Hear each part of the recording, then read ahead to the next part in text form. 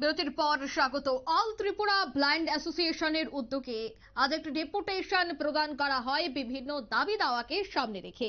মূলত ৮ দফা দাবিকে সামনে রেখেই তাদের এই ডেপুটেশন। বুনিয়াদী শিক্ষা অধিকর্তার নিকট ডেপুটেশন প্রদান করে অল ইন্ডিয়া ব্লাইন্ড অ্যাসোসিয়েশনের সদস্যরা তাদের ৮ দফা দাবি সনদ সংবাদ মাধ্যমের মুখোমুখি হয়ে তুলে ধরেন।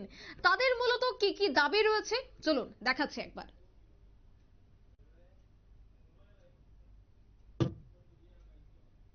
শর্মা মহোদয় নিকট ত্রিপুরার দৃষ্টিহীনদের, বিশেষ করে যারা দৃষ্টিহীন ছাত্রছাত্রী এবং যারা শিক্ষক, তাদের বিভিন্ন সমস্যা নিয়ে ৮ দফা দাবির ভিত্তিতে ওনার সঙ্গে আজকে আমরা ডেপুটেশনে মিলিত হতে যাচ্ছি। দাবিগুলি হলো দৃষ্টিহীন বিদ্যালয়গুলিতে পর্যাপ্ত পরিমাণে শিক্ষক প্রদান করা।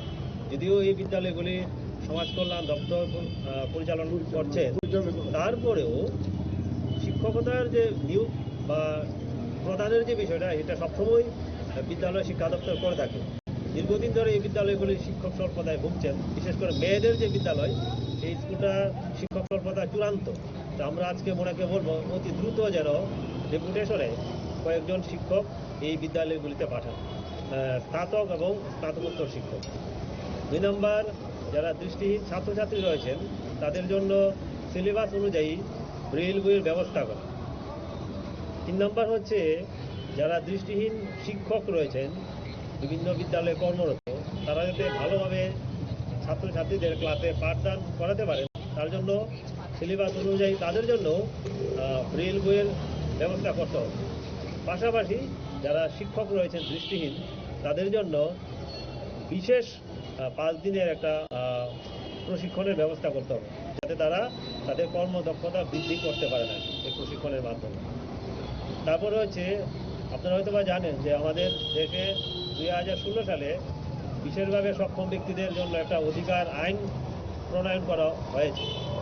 এই আইনে পরিষ্কার বলা আছে প্রতিটা দপ্তরে একজন আধিকারিক নিয়োগ করতে হবে, যার কাজ হবে এই দপ্তরে কর্মরত প্রতিবন্ধকতাযুক্ত ব্যক্তি যারা, তাদের সমস্যাগুলি সমাধান করা। কিন্তু আমাদের রাজ্যে কোনো দপ্তরেই এই যে অফিসার, সেটা নেই। আমরা আজকে মাননীয় অধিকর্তাকে বলবো বুনিয়াদী এবং মাধ্যমিক শিক্ষা দপ্তরে অবিলম্বে যেন একজন বিশেষ দায়িত্বপ্রাপ্ত আধিকারিক নিয়োগ করেন, যিনি প্রতিবন্ধকতাযুক্ত ব্যক্তিদের বিষয়গুলি দেখাশোনা করবেন। পাশাপাশি আপনারা জানেন যে আমাদের জন্য যে 4% সংরক্ষণ রয়েছে চাকুরি এবং প্রমোশনের ক্ষেত্রে, সেটা যাতে নিশ্চিত করে, আমরা অনেক সময় লক্ষ্য করছি সেই যে সংরক্ষণের যে নীতি, সেটাকে সঠিকভাবে মানা হচ্ছে না, এবং সেটা যাতে। আপনারা শুনলেন তাদের বক্তব্য। বিভিন্ন দাবি দেওয়া, বিশেষ করে যে বিদ্যালয়গুলি রয়েছে সেই বিদ্যালয়গুলিতে শিক্ষক স্বল্পতা বহুদিন যাবত, তাই খুব দ্রুত যেন শিক্ষক স্বল্পতা বা এই শিক্ষার পরিকাঠামো, তার সাথে শিক্ষক স্বল্পতা দূরীকরণ করে রাজ্য সরকার, তার জন্যই আজকের এই দাবি সনদ তুলে দেওয়া হয় বলেই তারা জানাচ্ছেন। নিয়ে নিচ্ছে ছোট্ট একটি বিজ্ঞাপন বিরতি, সঙ্গে থাকুন।